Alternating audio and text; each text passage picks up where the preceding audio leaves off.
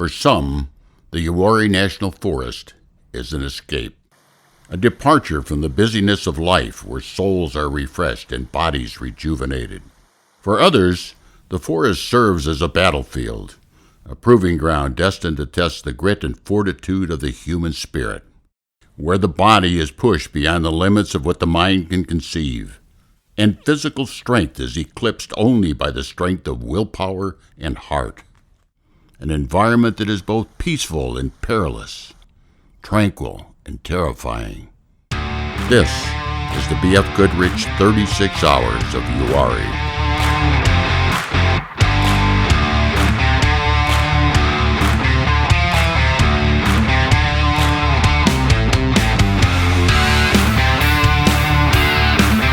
Welcome to Camp Cupcake.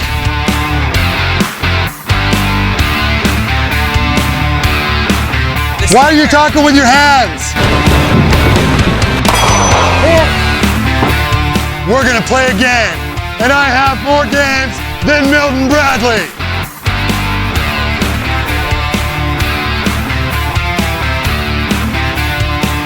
But starting now, it's all about 36 hours of Uwharrie.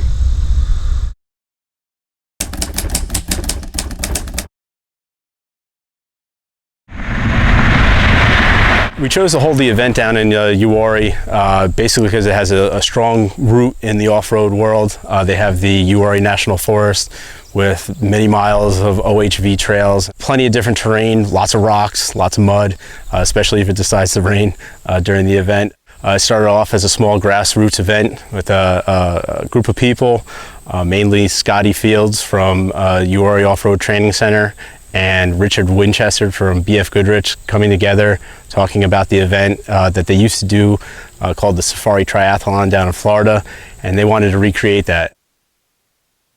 To put on an event of this size and this nature, we can't just show up a week before and put it on. So we rely heavily on the off-road community, which Uwharrie is well known for. There's hundreds of people that end up getting involved, coming out and doing work parties and setting the properties up, getting it ready for the event.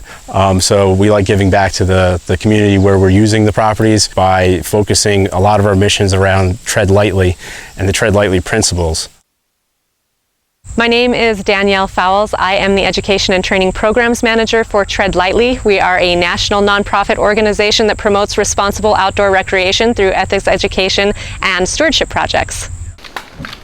During this competition, the competitors had the opportunity to take part in Tread Lightly missions, and those involved general trash cleanup as they went along during the day, just picking up things that they would find. There were also a specific mission to go out to different campsites and clean up those areas. And then there was also an opportunity for contestants to come across what it could be potentially a user conflict. That's a lot of what we see on the trails is conflict between different user groups, and they had to react to a certain situation. In this case, it was an equestrian user or a person on horseback, and approaching a person in a motorized vehicle, how you act, what sort of things you should do.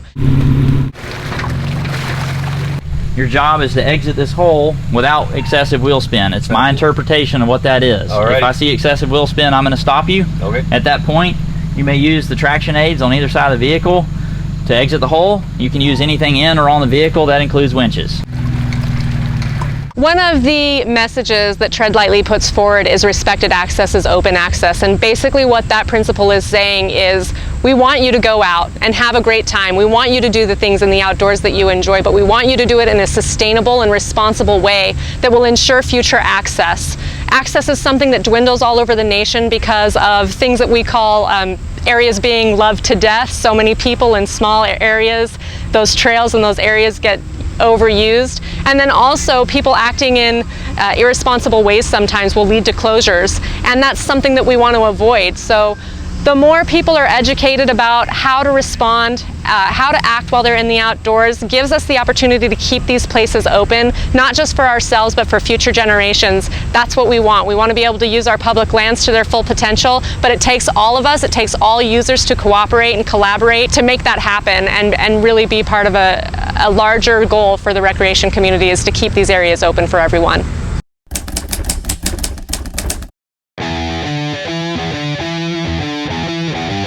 Good morning from day one of the 2018 BFGoodrich 36 Hours of Uwharrie. It's early before registration. Teams are already lining up. The first 3 teams in line are returning teams. After registration, we're going to put them through a tech inspection, get their canoes stickered up, then it's on to the fob where they're going to get set up, where they're going to be spending the next 2 nights. There's no room left, so we must have everything. We have extra parts that we didn't have last year, yes. Lessons learned.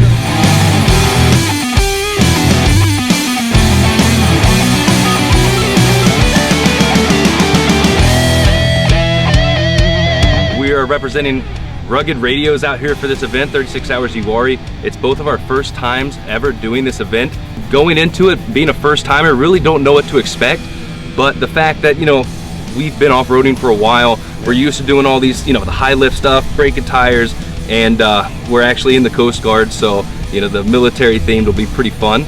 I think we were most nervous about the canoeing portion as a team, because we've never really done that. But we took it out, and I think we feel confident on that. Maybe just the endurance throughout the entire thing. Our bodies are going to be pretty tired, so that's probably the most worrisome thing for me. We are the camp commandants. For the duration of this event, what we say goes. Left arm up, right arm forward. If we say eyeballs, you're going to say click. Eyeballs. Click. We say ears, you're going to say open. Ears. Open. 1, 2, 3. Comfort-based decisions. Don't exist here. Comfort-based decisions won't win this event. Right, Yeti? Yes, sir. It will not win this event. If you choose comfort, it's probably the wrong path, because that means that you're slowing down. You're letting off the gas. You're losing your intensity. You're losing your motivation. You can rest on Sunday night, but starting now, it's all about 36 hours of Uwharrie.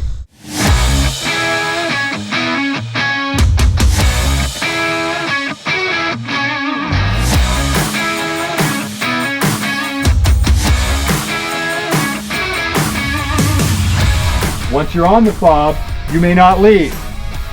You're gonna run what you brung, son. So if you need a spare part, if you need a widget or a gadget or a banana or whatever it is that you didn't bring, this is the world's smallest violin playing My Heart Bleeds Purple Fist for you. Because you all knew the rules when you got here, that you can only have and utilize what's within your vehicles, yes? Yes, sir. We started doing this event here in North Carolina 3 years ago. My team from American Adventurist, we're all active duty or retired military. I myself am a Master Chief Petty Officer in the United States Navy. One of our responsibilities as the camp commandants for these people is to make sure that they stay on task, make sure that they stay on time, make sure that they're safe, and overall, make sure that they're having a good time. Hurry up, fix it. You, keep falling in, why are you waiting? Number 8, what are you waiting for? This is not brain surgery. 15, do you need an invitation? Let's go, welcome aboard. Welcome to Camp Buttercup.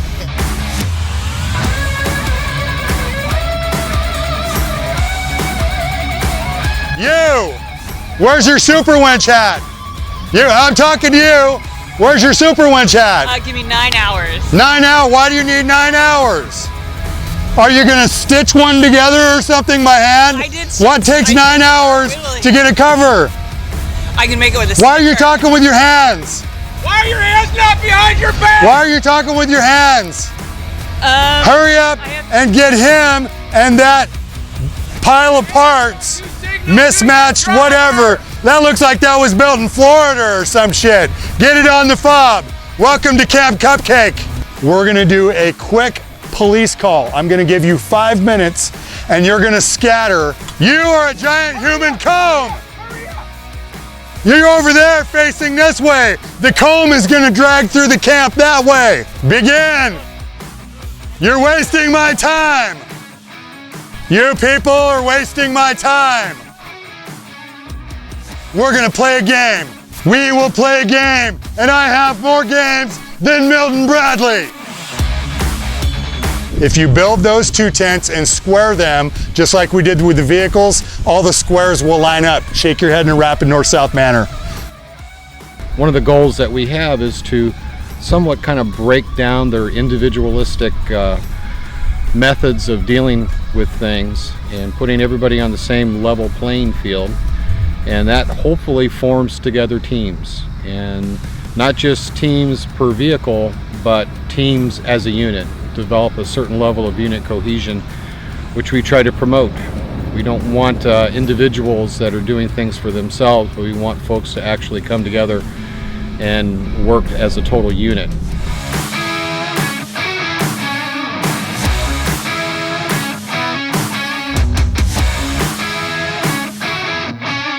Gear adrift is a gear gift. Ooh, what's that? Who's this trash belong to? Probably mine. Let's see if there's any photos on here. Woo!